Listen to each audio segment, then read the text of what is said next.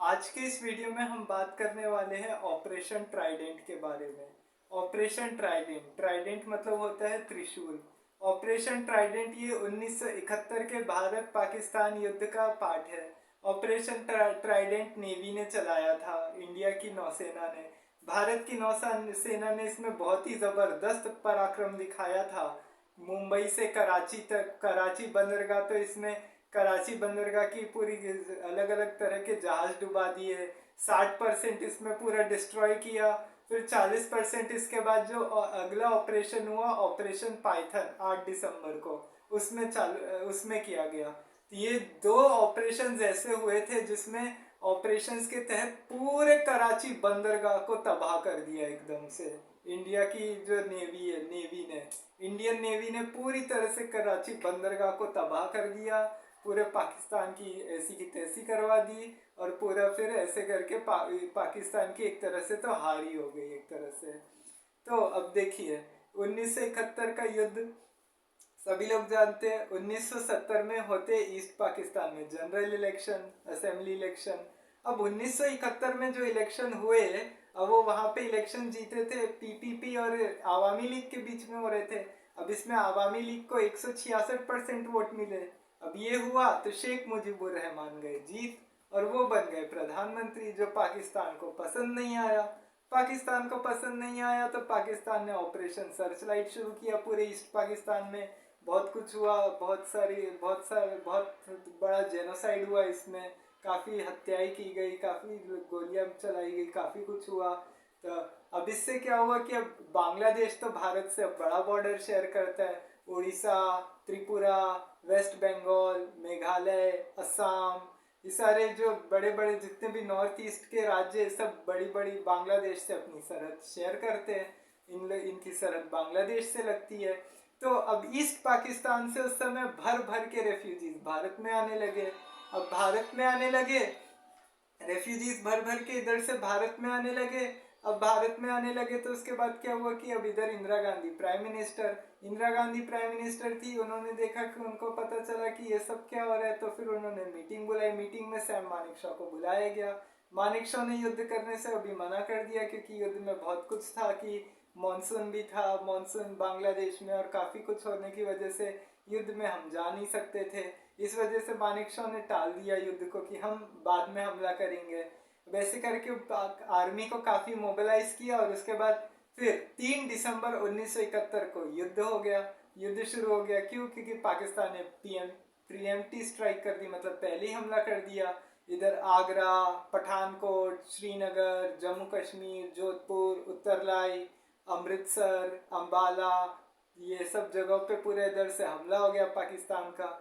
अब भारत भी इसमें वॉर में कूद गया आगे जाके, क्योंकि अब भारत को यही चाहिए था कि अब किसी भी तरीके से पाकिस्तान एक बार बस हमला कर दे, फिर इसको बताते हैं। तो ऐसे करके भारत ने फिर अपनी ये चाल चली कि ठीक है, पाकिस्तान ने हमला कर दिया। और इस वजह से क्या हुआ कि क्या बोलते हैं, इस वजह से भारत युद्ध में शामिल हो गया। अब वॉर डिक्लेयर हो गया ऐसे करके। 4 दिसंबर को जो नेवी, इंडिया की नेवी थी, नेवी ने भी अपना ऑपरेशन शुरू किया। जो उस समय जो आर्मी के जो एयर माइस जो नेवी के चीफ थे, vice admiral S M Nanda, उन्होंने इंदिरा गांधी से परमिशन ली थी और बोला था कि जो 1965 में जिस तरह से हमारे साथ किया गया था कि डेमोक्रेशन लाइन को पार नहीं करने के लिए मना किया गया था, तो इस बार ऐसा नहीं होना चाहिए। लेकिन इंदिरा गांधी ने इस बार मना कर दिया कि नहीं, वॉर जीतना सबसे बड़ी प्रायोरिटी है। तो ऐसे करके उनको काफ़ी अलग अलग तरीके की मिसाइल्स मिली। क्यों? क्योंकि अब, और ये जितनी भी मिसाइल थी और सब किसकी देन थी? सोवियत की। क्योंकि सोवियत ने, इंडिया ने उस समय जब काफ़ी जगहों से मदद भी मांगी थी वॉर के लिए कि कैसे भी करके मदद मिल जाए, कुछ भी हो जाए, लेकिन कहीं से मदद मिली नहीं। अमेरिका तो पूरी तरीके से पाकिस्तान के साथ सपोर्ट में था। अमेरिका, चाइना ने सपोर्ट तो नहीं किया सब तो। हालांकि सोवियत भी शुरुआत में पाकिस्तान के साथ था, लेकिन बाद में बहुत मुश्किल से जाके ट्रीटी साइन की। और ये जो ट्रीटी थी, इस ट्रीटी के तहत ये बोला गया कि अगर भारत के ऊपर कोई हमला अगर किया जाता है, मतलब भारत को इसमें ये आश्वासन दिया गया था कि अगर आपके ऊपर अगर कोई हमला होता है तो वो फिर हमारे ऊपर हमला माना जाएगा। तो ऐसे करके इस ट्रीटी के तहत ये वॉर में सोवियत ने फिर भी मदद की थी। जब अमेरिका ने अपना इंटरप्राइज भेजा था, सेवेंथ इंटरप्राइज भेजा था, तो ट्रीटी की कसम देते हुए इंदिरा गांधी ने मदद मांगी थी सोवियत से, और फिर उसके बाद सोवियत ने मदद की थी। अब वाइस एडमिरल चीफ जो होते हैं, vice admiral S M Nanda, अब इंदिरा गांधी से परमिशन ले लेते हैं। और यहाँ आपको एक और चीज बता देता हूँ, 4 दिसंबर को इसी वजह से हर साल नेवी डे मनाया जाता है। नेवी डे मतलब भारतीय नौसेना दिवस के रूप में 4 दिसंबर को हर साल मनाया जाता है, क्योंकि इसी दिन आर्मी ने बहुत ही जबरदस्त पराक्रम दिखाया था, और पहली बार ऐसा हुआ था कि इंडियन नेवी ने बहुत अच्छा काम किया था इस पे।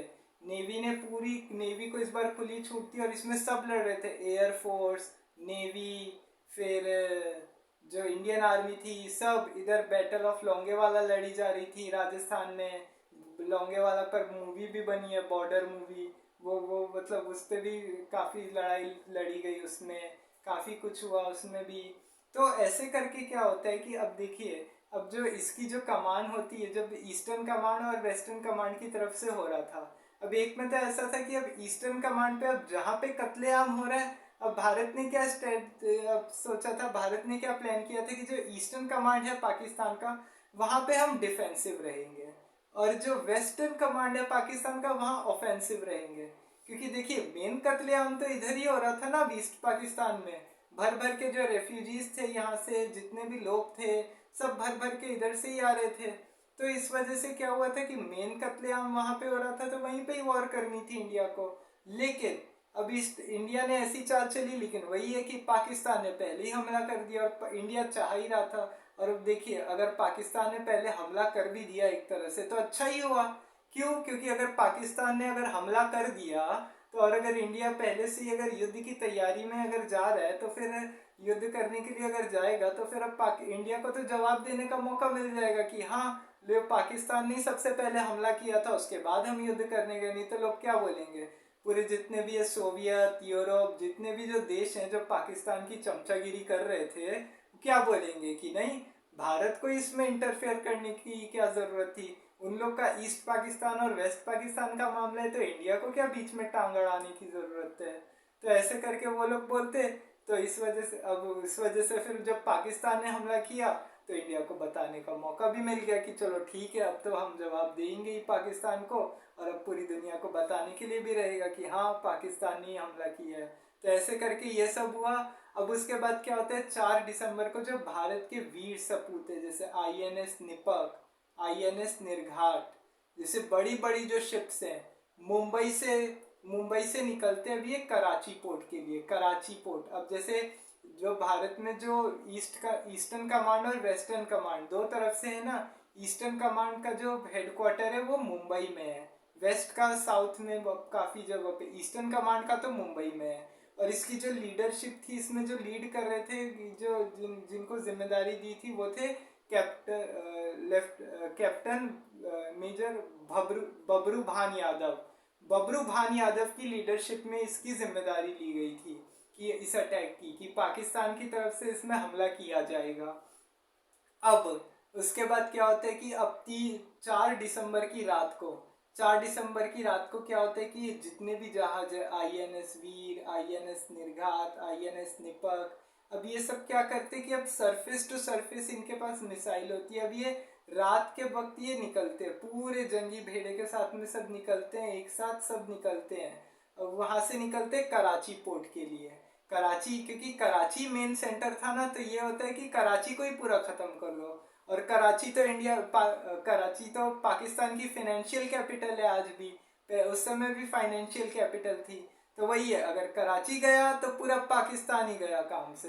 अब पाकिस्तान, क्योंकि कराची अगर फाइनेंशियल कैपिटल होगी पाकिस्तान की, और अगर कराची में अगर कोई नुकसान हो गया, पूरे पाकिस्तान की इकोनॉमी भी गई, पूरे पाकिस्तान को फाइनेंशियल इश्यूज होंगे, उनके घर में इधर भूखमरी आएगी, या बहुत कुछ हो सकता था। तो इंडियन नेवी का तो ऐसा था कि भाई कुछ भी करके कराची पोर्ट को ही खत्म करो, क्योंकि फ्यूलिंग सेंटर्स या जितने भी जो कुछ भी यहाँ से सब जाते हैं, ये सब कराची से ही तो जाता है, तो इसी को खत्म कर डालो। क्या होगा, ज्यादा से ज्यादा पाकिस्तान के पास कुछ बचेगा नहीं, लड़ नहीं पाएगा, और कोई हेल्प करने तो आएगा नहीं, क्योंकि बीच में अब शायद सोवियत हमारी हेल्प कर देगा। तो इस वजह से अब पाकिस्तान का ऐसे होता है कि अब कुछ भी करके ख़त्म करो इसको, मतलब इंडियन नेवी का ऐसे होता है कि कराची पोर्ट को तो अब ख़त्म करो कुछ भी करके। अब उसके बाद क्या होता है, अब ये लोग कराची से पहले क्या करते हैं, मनोरा पोर्ट की तरफ निकलते हैं, 12 किलोमीटर दूर है। मनोरा पे उनको क्या होते हैं, एक आध शिप्स दिखते हैं। अब शिप दिखते हैं, कुछ एक पाकिस्तान के जहाज होते हैं, वहां पे फायरिंग करते हैं, मिसाइल फायर की जाती है, कुछ एक जहाज को डुबा दिया जाता है। अब जहाज डुबा दिया जाता है, अब उसके बाद इन लोग की क्या स्ट्रेटजी होती है कि मतलब वो इसकी इन लोग की क्या प्लानिंग होती है कि हम सरप्राइज अटैक करेंगे। जैसे सरप्राइज अटैक का मतलब क्या हुआ कि है ना, पता ही नहीं चलेगा वहाँ के पाकिस्तान की आर्मी को कि है ना पाकिस्तान में हो क्या गया है, किधर से कहाँ से अटैक हुआ है।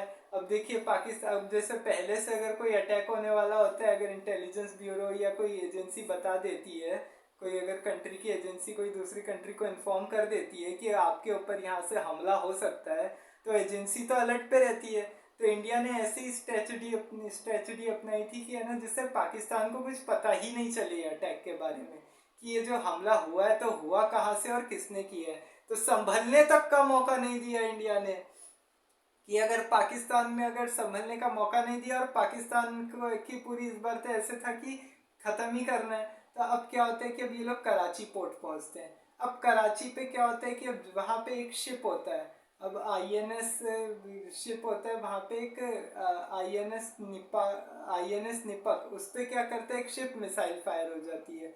अब मिसाइल फायर हो जाती है। मिसाइल फायर हो जाने के बाद अब शिप को पूरी तरह से डुबा दिया जाता है। एक शिप तो इधर खत्म हो गया। अब कई जगहों पे है ना, और उस दिन एक और चीज भी थी, आपको एक और चीज बताता हूँ।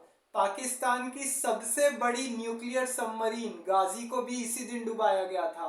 गाजी, जो गाजी अटैक मूवी बनी है उस पर, अब वो गाजी कैसे डुबाई गई बताता हूँ। देखिए क्या हुआ कि अब ये जो आईएनएस राजपूत जो आईएनएस राजपूत था, आईएनएस राजपूत काफी तबाही मचा रहा था अभी ईस्ट पाकिस्तान में। अभी ईस्ट पाकिस्तान के हथियार कैरी कर करके लेके जा रहा था। अब उस समय मुक्ति वाहिनी को तब तक ट्रेन किया था ना इंडिया ने। अब ये लोग क्या करते थे, मुक्ति वाहिनी का अगर कोई भी सैनिक पकड़ में आया तो ऐसा टॉर्चर करते थे, ऐसा उनको मारते पीटते थे कि क्या बताए, उनके मतलब बताने लायक भी नहीं है वो तो। वो इस तरीके की बदसलूकी करते थे पाकिस्तानी। अब उसके बाद क्या हुआ कि अब उन्होंने इस तरीके से किया, फिर अब उसके बाद क्या हुआ कि अब उन्होंने अब पाकिस्तान के लिए अब ये सिरदर्द हो गया। अब ये चीज़ अब दो तरफ से है ना लड़ने के लिए, अब वो ये हो गया कि है ना ईस्टर्न कमांड से लड़े कि वेस्टर्न कमांड से लड़े, अब दोनों तरफ से। अब पाकिस्तान के लिए अब ये नया प्रॉब्लम हो गई। अब ये ईस्ट पाकिस्तान के हथियार कैरी करके लेके जा रहा था। तो अब पाकिस्तान को तो ऐसा था ना कि ये कुछ भी करके ये गाजी को ख़त्म करो, सबमरीन गाजी को, मतलब ये अपनी जो बड़ी पनडुब्बी है पाकिस्तान की, इसको भेज के ये आईएनएस राजपूत को तो ख़त्म करो कुछ भी करके, इसको तो डुबा ही दो। पाकिस्तान का ये था। अब इंडिया में ये इधर आता है पोर्ट की तरफ यहाँ पे। अब इंडिया क्या करता है, अब इसमें भी बड़ी स्ट्रेटजी अपनाता है। क्या करता है, बड़ी प्लानिंग देखिए, कोऑर्डिनेट्स ही है ना अलग अलग तरीके से कर देता है, अलग गलत सलत कोऑर्डिनेट्स लगा देता है, वहाँ पे रास्ता ही ब्लॉक कर देता है। अब पाकिस्तान उधर जाता है, उधर वहाँ पे अब आईएनएस विक्रांत जो है, आईएनएस विक्रांत ये क्या करता है, पूरी तरह से तबाही मचा रहा था। तो आईएनएस राजपूत जो है वो विशाखापट्टनम में है। अब ये आईएनएस विक्रांत काफी तबाही मचा रहा था ना, तो अब पाकिस्तान में ऐसा इंडिया ने झूठ बोल दिया कि है ना पाकिस्तान ये आईएनएस राजपूत जो है वो इधर है, आईएनएस विक्रांत जो है ये इधर है विशाखापट्टनम में।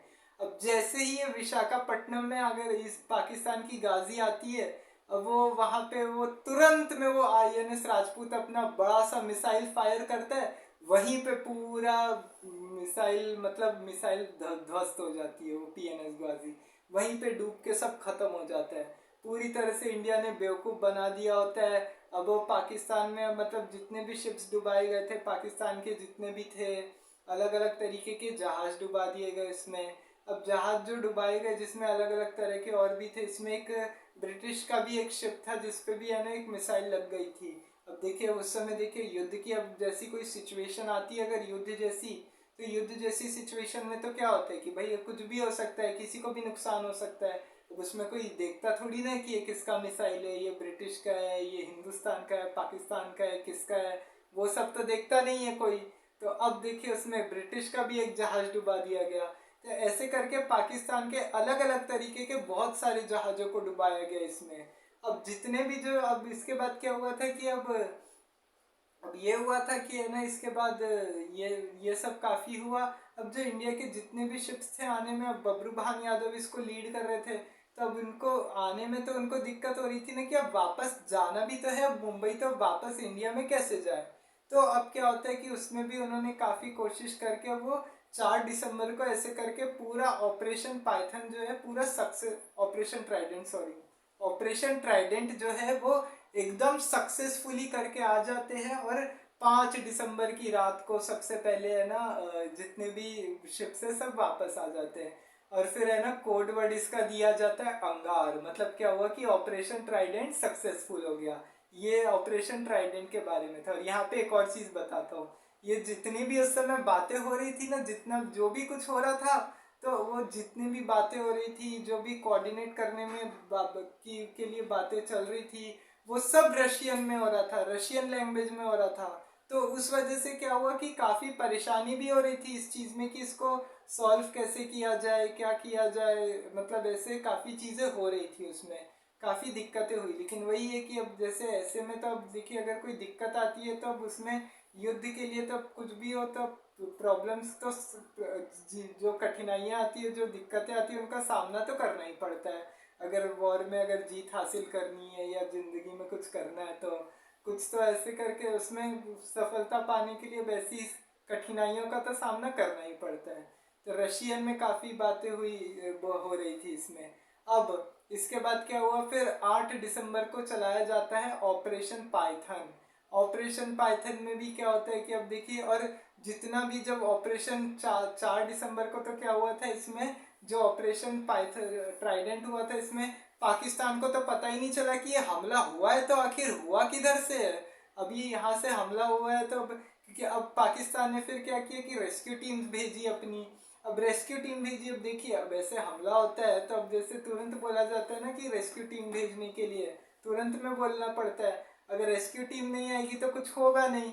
तो अब उस वजह से क्या होता है कि अब पाकिस्तान रेस्क्यू टीम मंगवाता है कि अपने लिए, अब वो कोऑर्डिनेट्स ही गलत भेज देती है। अब भाई जब देखो अगर किसी को पता नहीं होगा कि क्या हुआ है एक्चुअल में, तब वो कोऑर्डिनेट्स सही रहेंगे नहीं, कुछ होगा नहीं। अब जो जहाँ पे जैसा दिया होगा सब उसी के तहत भेज देंगे। अब जब उसके तहत कुछ भेजा जाएगा तो फिर उसके बाद क्या होगा, फिर उसके बाद फिर वही होगा कि अब जैसा जिसका फिर नुकसान तो वही होगा, सामने अपना खुद का ही नुकसान होगा।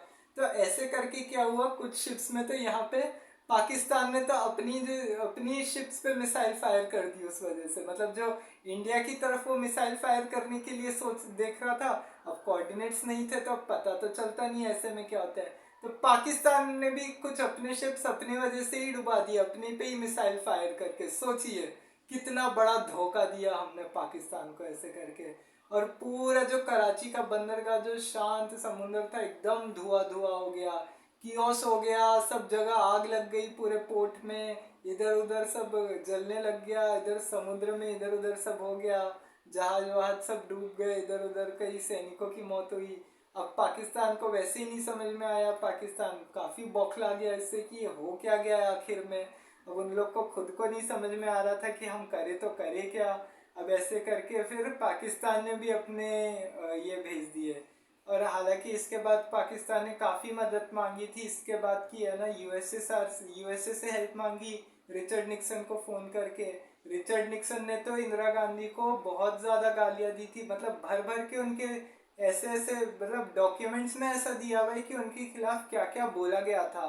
इंदिरा गांधी को हेनरी किसिंगर और रिचर्ड निक्सन ने कितनी गालियाँ दी थी उनके बारे में, कितना उल्टा सीधा बोला था इंडिया के बारे में। पूरे हिंदुस्तान में की जनता में उसको लेके कितना गुस्सा था कि ये अमेरिका का राष्ट्रपति इतना बड़ा जेनोसाइड हो रहा है, इसको ये नहीं दिख रहा है कि इतना बड़ा पाकिस्तानी आर्मी नरसंहार कर रही है। तो ऐसे करके काफ़ी कुछ हुआ और पाकिस्तान ने फिर अमेरिका से मदद मांगी। अब भारत को पता चल गया इधर अमेरिका की मदद करने के लिए आ रहा है, तो अब इसके बाद क्या होता है कि अब ये सब काफ़ी समय तक चल रहा होता है। तो अब उसके बाद क्या होता है कि जब ये हो रहा होता है तो फिर उसके बाद पाकिस्तान ने फिर मदद मांगी, लेकिन अब जब पता चला अमेरिका हेल्प करने आ रहे तो ट्रीटी की कसम देते हुए सोवियत से हेल्प मांगता है इंडिया। सोवियत यूएसएसआर ने उस समय धमकी दी थी कि अगर भारत पे हमला करोगे तो हमारे ऊपर हमला माना जाएगा, ये बोला गया था। अब उसके बाद क्या हुआ कि अब पाकिस्तान ने फिर इधर से वो किया, और इस काफ़ी इसमें इंडिया ने ईस्ट पाकिस्तान को काफ़ी ज़्यादा उस समय सपोर्ट किया था। इधर मुक्ति वाहिनी को पूरा सपोर्ट दिया था, जो बांग्लादेश में इधर मेजर जनरल शाबेक सिंह, फिर field marshal Sam Manekshaw, lieutenant general Jagjit Singh Arora जैसे बड़े बड़े, सगत सिंह जैसे जितने बड़े बड़े जो आर्मी ऑफिसर्स थे। शाबेक सिंह ने मुक्ति वाहिनी को ट्रेनिंग दी थी, कैसे लड़ना है, गुरिल्ला टैक्टिक्स सिखाई थी उनको। तो ऐसे करके इंडिया ने ईस्ट पाकिस्तान को पूरा सपोर्ट किया। इवन बीएसएफ के कुछ जवान थे इसमें, रुस्तम जी और जैसे और भी लोग थे जिन्होंने बीएसएफ का रास्ता, भारत की जीत का रास्ता साफ किया था। उन्होंने बताया था कि कैसे है ना इंडिया को जीत मिलनी चाहिए इसमें। तो ऐसे करके फिर अब पाकिस्तान को हेल्प मिली नहीं। अब यूएसएसआर ने अपना 7th इधर अपना जंगी भेड़ा भेज दिया, और अगर उस समय ज़रा सा भी, अगर थोड़ा सा भी अगर इधर उधर कुछ हो जाता ना, तो समझ लीजिए ये अमेरिका और सोवियत के बीच में भी ये वॉर हो सकती थी। कंडीशन भी आ गई थी, क्योंकि इसके पहले भी 1962 में क्यूबन मिसाइल क्राइसिस आई थी। क्यूबन मिसाइल क्राइसिस की वजह से भी ऐसा हुआ था कि वर्ल्ड वॉर 2 छिड़ने की आशंका बढ़ गई थी कि वर्ल्ड वॉर 3 भी हो सकता है, लेकिन वो तो कैसे तैसे करके उसको रोक दिया गया। तो उस वजह से इंडिया की आज तक किसी ने मदद नहीं की, और 2001 के बाद से जाके है ना थोड़ा इंडिया को सपोर्ट मिलना चालू हुआ है, क्योंकि इंडिया नॉन अलाइन मूवमेंट में रहा है ना कभी, कि ना हम यूएसए के साथ जाएंगे ना यूएसएसआर के साथ जाएंगे, हम एक डेमोक्रेटिक कंट्री रहेंगे। तो ऐसे करके उन्होंने फिर काफ़ी कुछ किया। तो फिर ऐसे करके यूएसएसआर को पाकिस्तान को मदद मिली नहीं, कहीं से कुछ मिला नहीं, और 16 दिसंबर को आते आते फिर युद्ध खत्म हो गया। और 16 दिसंबर को पाकिस्तान के आमिर अब्दुल्ला खान नियाजी ने जगजीत सिंह अरोड़ा के सामने सरेंडर कर दिया। ईस्ट पाकिस्तान को फिर ऐसे करके लिबरेट कर दिया गया और बांग्लादेश बना दिया गया।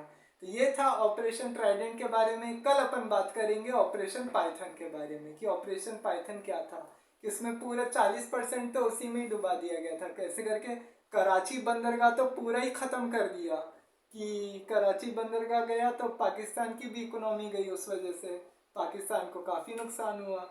तो ये था ऑपरेशन ट्राइडेंट के बारे में। तो इसी के साथ आपसे विदा लेते हैं, अगले वीडियो में मिलेंगे। तब तक के लिए जय हिंद, जय भारत। चैनल को सब्सक्राइब ज़रूर कर दें।